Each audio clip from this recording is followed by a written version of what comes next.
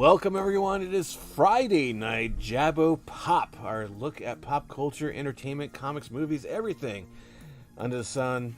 On the air, you got Mark, you got Keisha, and the newest addition, the young man himself, Reese. Reese, how's it going? It's going pretty good. Keisha, how you doing? Doing good, as we say on Jabo. What's poppin', everybody? What's poppin'? Hey, that's funny. Were you being like? Was that a pun? Because pop, Jabo Pop. Yeah, Dad. Total pun. The dad jokes are my area of expertise. Damn it! Okay. All right. You threw me off my game. See, I'm flabbergasted here. Hey, that's what I'm here for, baby. I guess this is redonkulous. What show was that? It was Moist Critical. Oh Yep. yeah. The video about the guy. Yep. You have you ever seen the YouTuber Penguin Zero Moist Critical? No, I haven't. He's this awesome dude, Charles White. He's always like reviewing videos and stuff.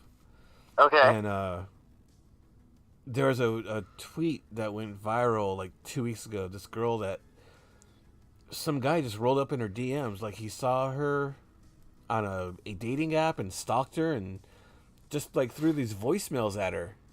And one of the words he used is redonkulous. And Are you serious? yeah, and Critical, like, he stops the video and he looks at the camera, like 3-second pause. Dude just threw a redonkulous at us. I was gonna say, didn't we retire that like 20 years ago? Right? Oh man. It was the funniest video ever. Yeah, I recommend Moist Critical. His YouTube channel name is Penguin Zero. Yeah. Definitely check that shit out. But that's not what we're here to talk about. We're here to get into the pop culture side of things.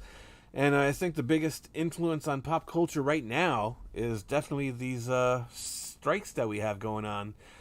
May 2nd, the Writers Guild of America went on strike. Those are the television, movie writers, everything entertainment. So it's at day 73, 74 now. Yep. A lot of the things about this strike really has me concerned. The last time they went on strike was 2007, 2008. That strike lasted 100 days. This strike is poised to go a lot longer. And it's scary that it comes at a time right before the fall, right before fall season. And it's going to impact TV a huge way. I hope you like reality TV because that's pretty much going to be all that's going to be on. For Christ's sake. At least through January. Yeah, I feel like, we're not really feeling the effects of it right now. Yeah. But a couple of months down the road, when we're expecting to have things drop or to, continue in production, then we're going to start feeling those effects. Yeah. And the studios are saying they have enough stuff ready that's been written to, like, put in production and still crank out content. But I don't know if many people realize it, but writers are actually on set a lot too, and they change things up, and they can't do that legally. Yeah. By the words of the union, they can't do that while this strike goes on. So if you have a scene that just doesn't make sense, you got to still film it and either cut it or try to do some very magic editing. The Directors Guild, they had their contract talks. They actually were able to settle things, and they did not strike. That was last month. But this Wednesday, the Screen Actors Guild, their contract ended. They voted to go on strike, and their strike started today. A lot of really big movies and TV shows that were in production. For me, notably, Deadpool 3. Everything just stopped because the actors are no longer acting. They had to push up the premiere of the Oppenheimer movie just like an hour so that these actors could actually attend it, because even that's considered part of their contract, part of their job. So even going to a movie premiere would not be allowed by the strike. Wow. So when we started this conversation, I got a look, I don't know 14-year-olds that really keep up on union talks and everything, but as you've been do not. digesting this information, I do not. Reese, what's your thoughts? I'm concerned because there are a lot of things that I want to see happen, and it's gonna be hard to get them on at the time that we want with it. I genuinely am so uneducated about it right now, but like from what I've gathered, I'm very concerned. I'm concerned. The thing that concerns me most is the way the studios are acting. And I'm going to drop some stuff on you. This is just shitty on the part of the studios. So when it comes to the Writers Guild of America, like I said, the last strike, 100 days, then it was over. This one is looking to go a lot longer. How much longer? The studios have pretty much said that they're not going to negotiate until the fall, which is at the point that they expected these writers to have gone through their emergency funds and really need to work.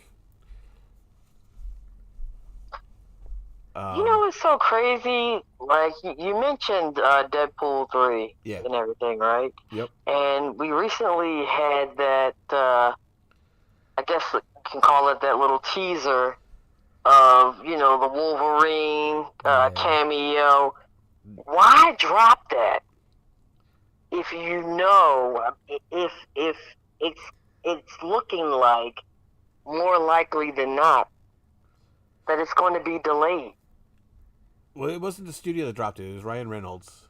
And my thought is they found out some people had pictures, so they just did it themselves rather than letting people leak it. Okay, word. That makes sense. And some really amazing video dropped the next day. If you can find that, man, Deadpool 3 is looking amazing. Mm-hmm. The studios, one of the big sticking points for the writers is the use of AI. The writers don't want these studios to use AI to write scripts. I don't blame them at all. Me either. Some people are saying that AI is not that advanced yet.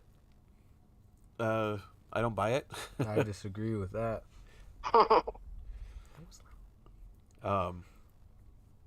But the Screen Actors Guild, one part that the studios said that they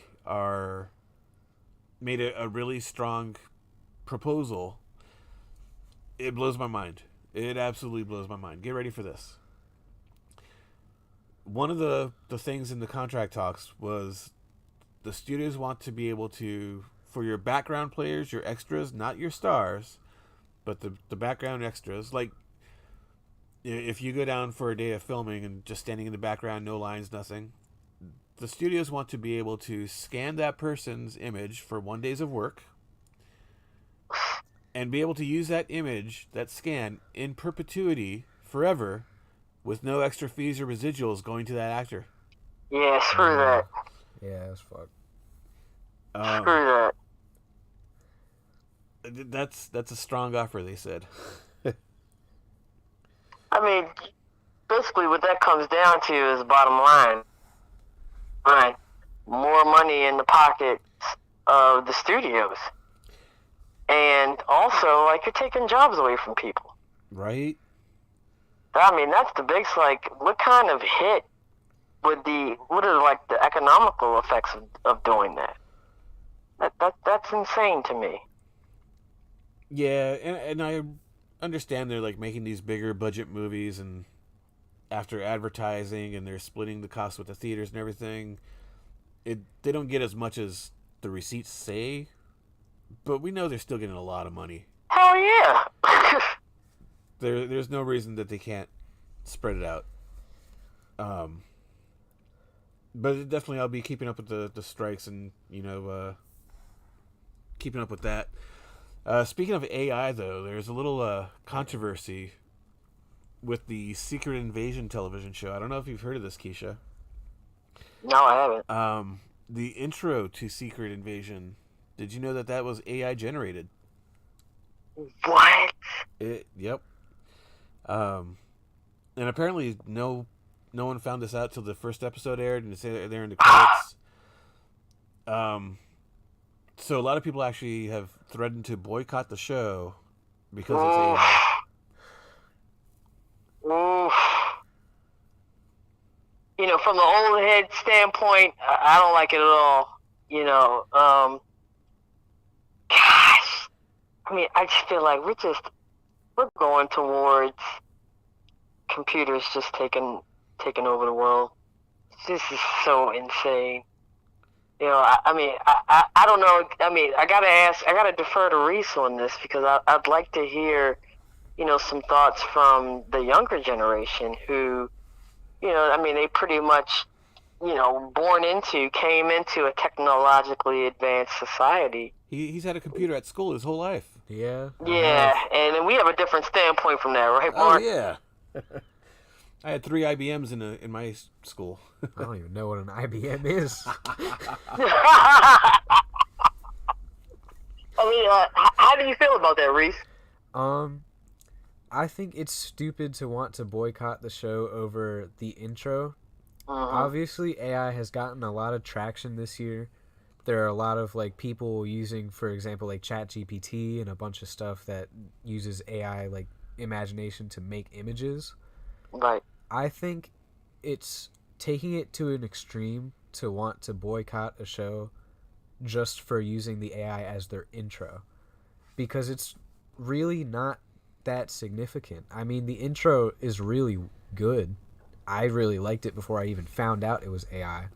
And Right. it fits for the show itself. It fits the narrative of the show and like the theme kind of. So to want to boycott a show just for that reason is, in my opinion, really stupid on the people who want to do that. There you have it. I would recommend for a little bit more information on this. There's a really great YouTube channel, Screen Crush. She has a conversation with a couple of people in the industry. There were some really good questions that no one has answers to on this, and there's such a thing as responsibly sourced AI, which is if Marvel took images that they own and fed it into this computer, and the AI created it based off of that, there really shouldn't be a problem. But if it just gathered sources from anywhere, which yes, Marvel created the scrolls, they own the scrolls, but there's definitely been fans that have done their own drawings and stuff.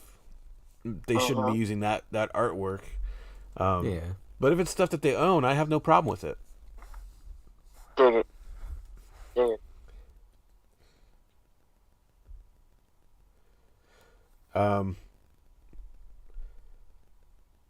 So we like to talk Secret Invasion. Yeah. But I am the only one that's caught up. Yeah. And that actually is a great segue into our next portion. There doesn't seem to be any buzz and not much chatter on social media about Secret Invasion. No interest. And I know you were trying to get caught up today, Keisha and Reese. You caught up on an episode. Is it just because no interest or what? I don't think for me it's because I don't have any interest. I actually have a lot of interest, and I love Marvel as like a franchise. I love their movies, and I love some of their shows. But I do think that in recent times, the shows have been really lacking. And Secret Invasion, I feel like, has been the first one in a little bit. So I just don't see myself like needing to watch it the second it comes out like I would have WandaVision or Falcon and the Winter Soldier. It doesn't have that same appeal to me.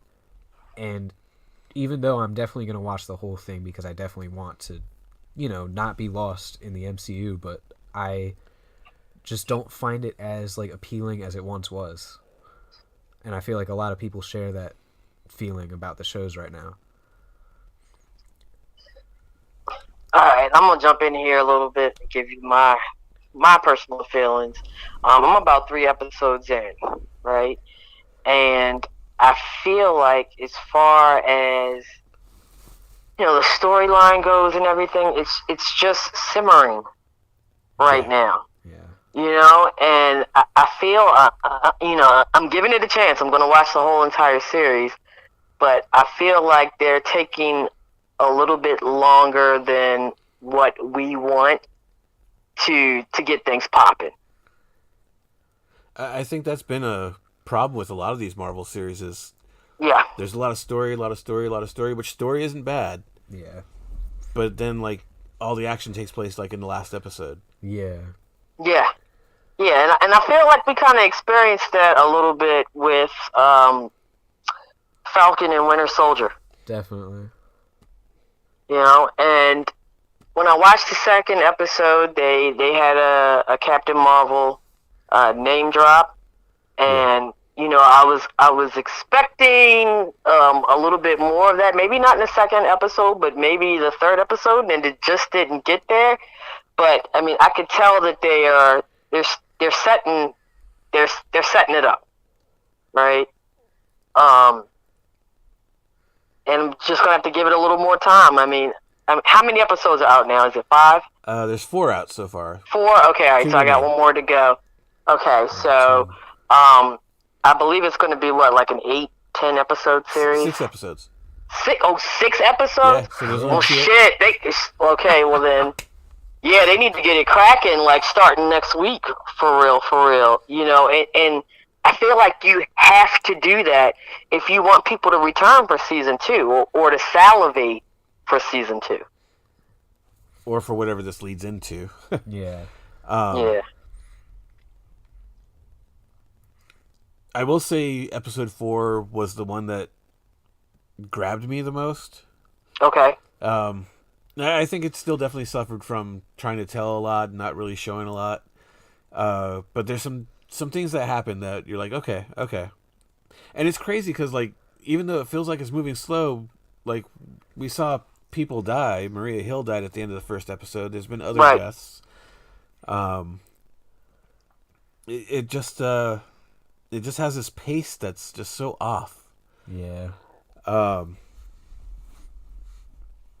something happens in episode 4. You kind of get teased at the end of 3, and now the internet's talking like, there's a big reveal. So why is the internet not talking about it? But you kind of knew the secret all along. So I'll let you guys get caught up on that and see what you say. Okay. So we'll discuss more Secret Invasion next week or the next show.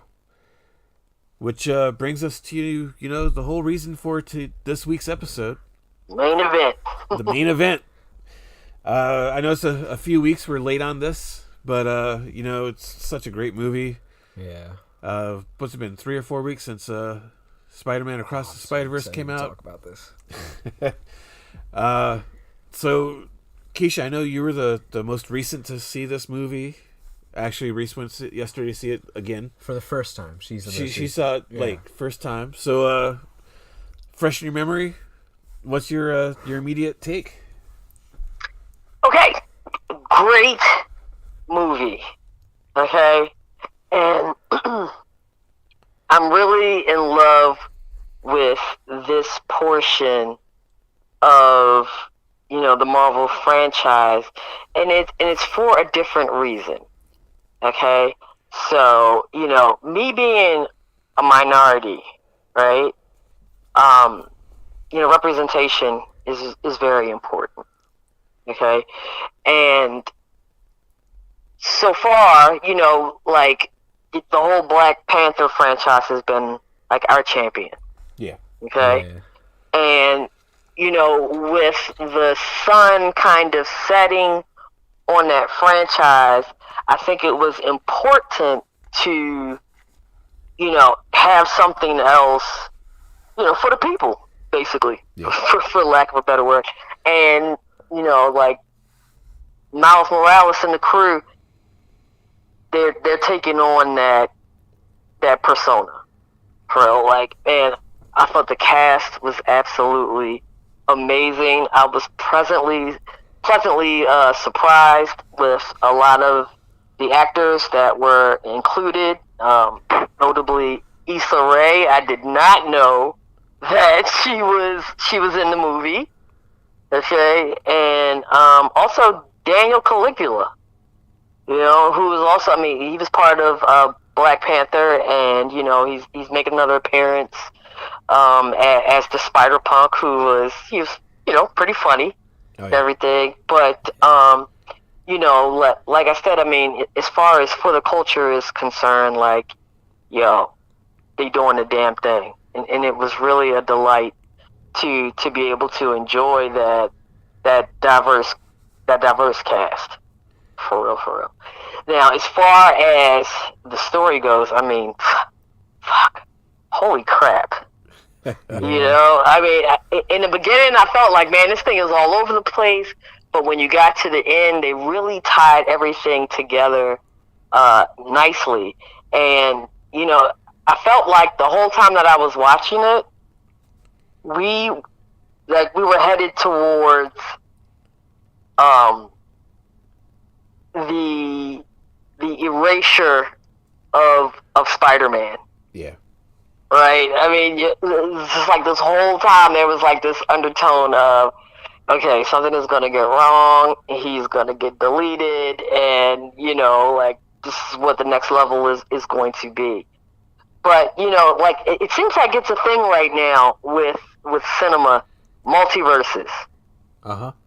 Right? And, you know, I have to say, like, out of all the stuff that is out there, I mean, we did a multiverse with, what's my man's name? Doctor Strange, you know, and, you know, going outside of, you know, the MCU, everything, everywhere, all at once, like, that, you know, this whole multiverse thing is everywhere, right? I feel like, you know, Spider-Man joint's got the best storyline out of them all. Oh yeah, and you mentioned Doctor Strange. I love Doctor Strange too. I thought it was a Yeah. really good movie. Yeah. But for its byline to be Multiverse of Madness, it wasn't really very big on the multiverse. Yeah. Right. I mean, it should be Spider-Man, you know, Spider-Verse Multiverse of Madness. Like, I mean, that shit was insane. How many different Spider-Men were there? It was a ridiculous Yeah, amount. there were so many. I'm pretty sure there was something about the creators having to make over 250 designs for Spider-Man. Are you serious? Yeah. Oh, amazing. Amazing. Like, I mean, they really stretched their creative genius. Yeah. Before I start talking, I have one question. Are we doing spoilers? Sure. Yeah, go for it. Alright. Shit, it's Alright, been 3 cool. weeks. If you ain't Cool. seen it or whatever, Alright. If anyone get hasn't off the seen it, fucking get line off. right now. But I gotta say, this movie, right now, is the best movie I've seen almost of all time. It is definitely in the top 3. And there is so much that this movie does that's revolutionary in so many aspects that it does what the first movie does, but insanely better. And nobody would have expected that with a movie like Into the Spider-Verse. Okay, well, give us a couple examples of what you mean by that. Like, the story was insanely elaborate. There were times in the theater when I first saw it that I was thinking to myself, like, it is insane how good they did writing this script, writing this story, writing this universe. A lot of problems I have with movies now in their use of the multiverse, they almost use it as crutch.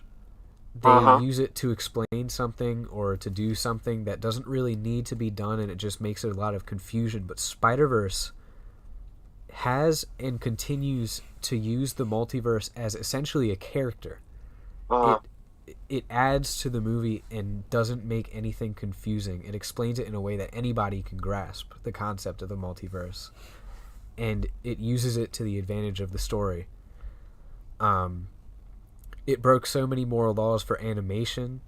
The design for Hobie Brown, the way he was constant, they did a really good strategy there where he changed position every 3 frames purely because of how he is as a character. So they're giving these characters so much individuality with every aspect. The big reveal at the end left me so, like, wanting for more. I can't get over that. There were so many times in the movie where I thought Miles was going to die when Uncle Aaron punched that punching bag. When he was on it, I thought his head just exploded with the way they animated that. I was so concerned. The Spot is an amazing villain. I was kind of concerned at how they were going to use him in the movie, but they did it really well. And in my opinion, he has some of the best orchestrated music in the movie. Just all around, the animation for this movie, again, every single time there's a conversation in this movie, I don't know if you noticed, but if Gwen is talking to her dad in that apartment after she gets after she gets kicked out of the Spider Society, the background is constantly changing and reflecting the mood of the characters and reflecting the mood of the conversation. So the backgrounds in this movie are essentially their own character, and they aid the other characters. And it's wild to see how much they improved off of Into the Spider-Verse in so many aspects. Love it. Before watching Across the Spider-Verse, how recent had you seen Into the Spider-Verse, Keisha? Couple months ago. Okay.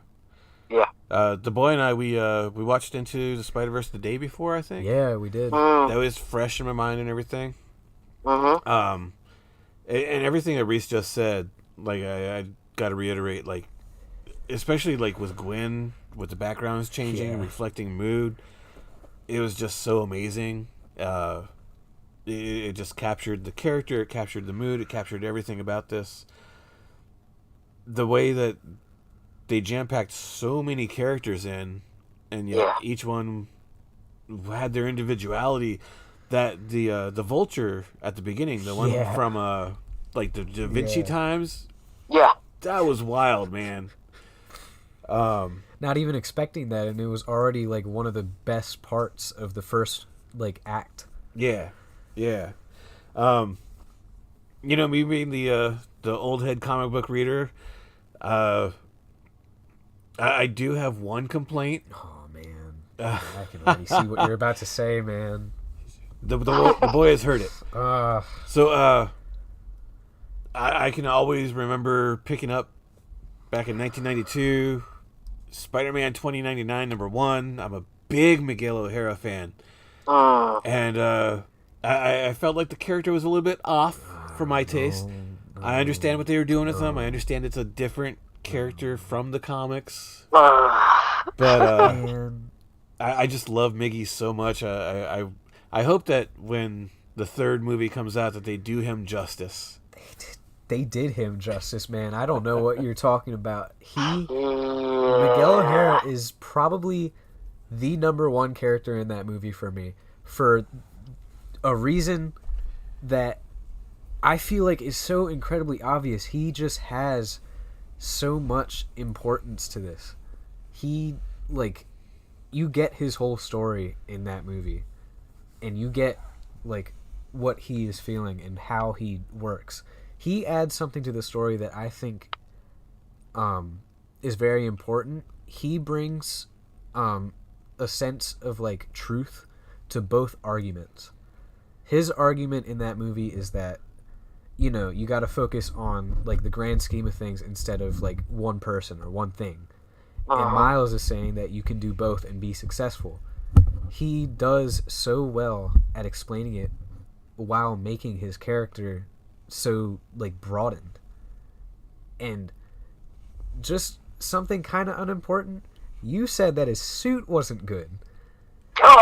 His suit was the best in the movie by far. The comic accurate suit is no one cares. I'm just saying that comic accuracy does not matter. He is badass. Look at that. His suit I gotta is so agree good. with the boy on this one. And I gotta the agree eyes with the boy. and the arm blades and the spider symbol on the front, the way they were able to make it computerized that while making it work, that was awesome. It was cool how it was computerized and it'll move around for him to do the injection and stuff. That was cool, but I love the old design. I'm a curmudgeon. He's old school. He's old school. He's a caveman. Appropriate. How are we feeling about Hobie? I'll let you take this one, Mark, to start it off. Oh, I loved Hobie when he was first introduced in the Spider-Verse comic books, and they nailed him. Like, Yeah.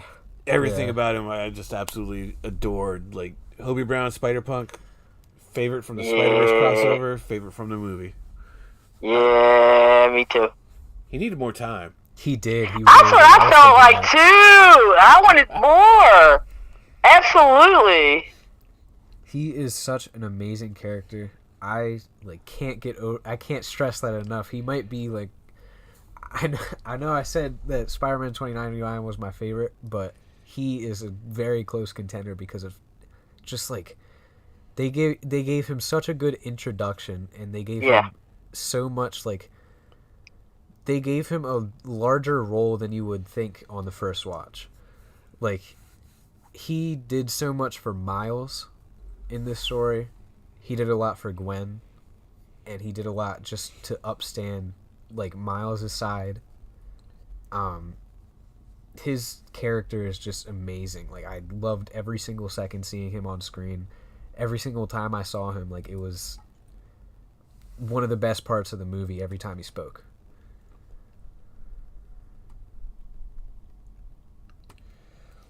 So, I want to shift gears here a little bit. We were talking about the atmosphere and different aspects of the movie that really built into it. And I think a major part of that was the music. Yeah. Yeah. In the first movie, I really feel like the music was as much of a character as the characters.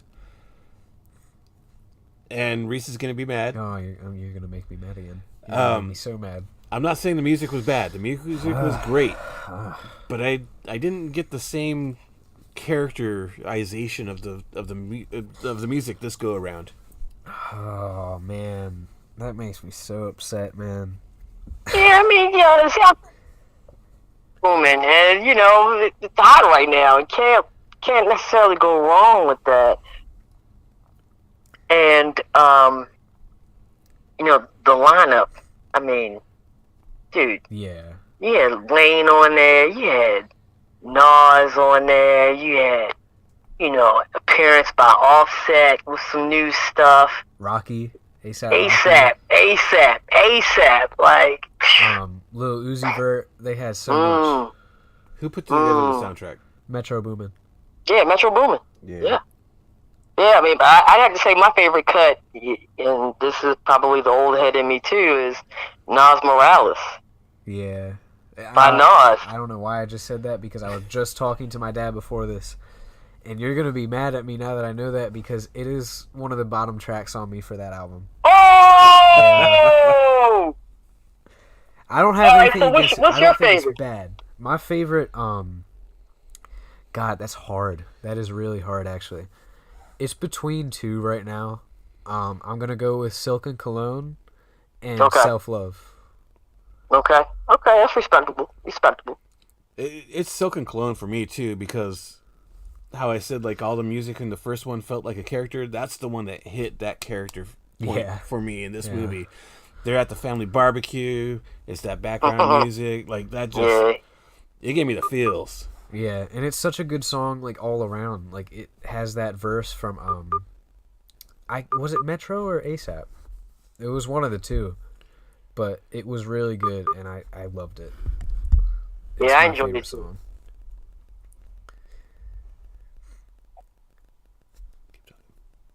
What? You there, Keish? I said I enjoyed it too. I enjoyed the soundtrack. I thought it was a banger for real. Oh, yeah. Great soundtrack. Sorry, the phone was doing something weird, so I was just making sure. Keisha, which soundtrack do you think you would say is better for Into the Spider-Verse and Across the Spider-Verse?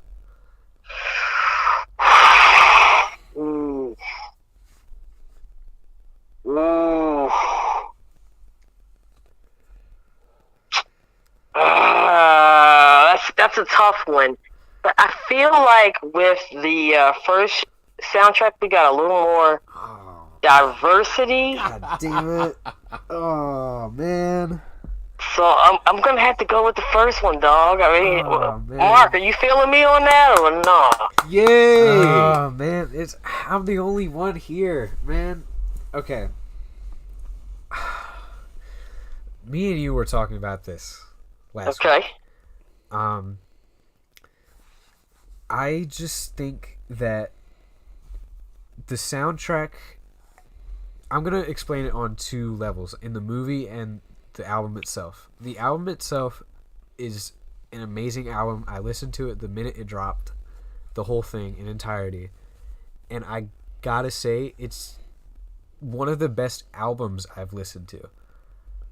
But in terms of the movie, I think it does everything that the first soundtrack does a little bit better in every single aspect. It plays a character. For example, like you said that Silk and Cologne playing at the family barbecue with Jeff and Rio.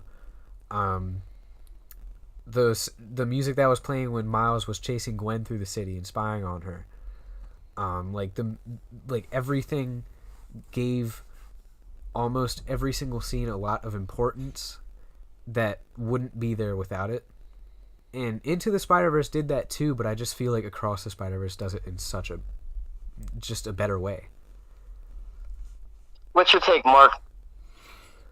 I'm with you. The first one, that first soundtrack was just such a like I said, all the songs were like characters. They just made everything flow. Not that Across the Spider-Verse soundtrack was bad. Okay. Right. It was all good. Okay.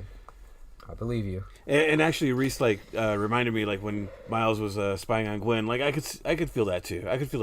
It had those moments, but Into the Spider-Verse, the whole damn soundtrack did that for me. The whole soundtrack did. And how can you not love Miles Morales singing along to Sunflower? Right. I mean, Jesus, not it's one of my favorite parts of the movie. That might make you a little bit mad. Sunflower is not the best song on that soundtrack. It ain't the best song, but dog, don't disrespect. I don't think don't it's disrespect. Up there. I think it's in the middle somewhere. I can't say it's up top. But that scene of Miles, I gotta admit, that's it's a very iconic scene and song. Right. Yeah. Right. I mean, how often do you get that? I mean, the main character singing along. Man, that shit was dope. And then next thing you know, you're singing along because it's catchy. Okay, that's just you, man. That's just you, man. You don't want me singing. Come on, give No, us a we don't. performance. Oh. Give us a performance. I only drop bars at Christmas time. We know that. Let me hear you sing that bluegrass stuff you were showing me. Oh my God. That's a different show. Okay. All right.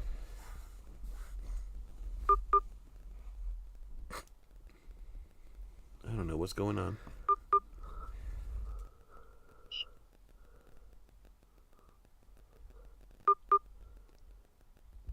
You guys there? Yeah. Yeah, the phone's all acting cool. weird. Well, I think we hit all the main pop points tonight that we had scheduled. Actually, there was one thing I did want to bring up. Kind of, we were talking about Marvel and how the shows weren't popping and everything. Is there any shows maybe we haven't heard of that y'all are watching that people can check out and something that maybe they just haven't heard of or might want to check? I'll say it. I've been watching Apple Plus stuff, and there's 2 shows on Apple Plus. One of them just wrapped up called Silo, and the other one with Idris Elba called Hijack. It's on its 4th episode. Yeah, I heard about that. Check it out. It's good? God, yes. Yeah. Oh, good. Okay, I might have to check that out. Definitely check it out. Yeah. We might have to start talking about that stuff if Marvel keeps on disappointing. Yeah. I mean, I can't recommend anything to anyone because I'm always I'm way behind when it comes to shows. I'm one of those people that, when people get all hyped up over a show, I immediately don't want to watch it. Yeah. For some reason, or I'll just wait till it finishes and everybody get their hype out, and then just do it on my own. But I will say this: I just wrapped up a series that, I mean, it's old at this point, but it was a little different than what I'm used to watching. Sons of Anarchy. Oh, really? Yeah, I just finished wrapping that up, and that thing was decent. And so, I mean, if anybody's looking for something a little off the cuff, I hope I don't get slammed for saying this, but for some hillbillies wilding out, that's definitely the show for you. I mean, they had what's my girl from Married with Children up? Peggy Bundy. Katie Siegel, yeah. Yeah, she was in that joint, and man, she was a gangster as hell. I really, really enjoyed that series.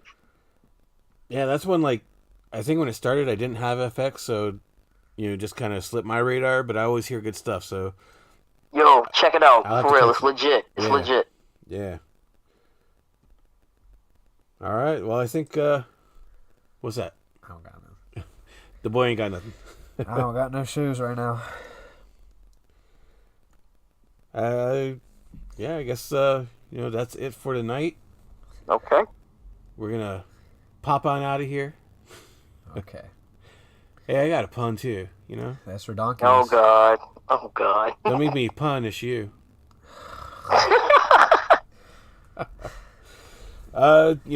Keep it nerdy, keep it geeky, keep on watching all that good fun stuff, and peace.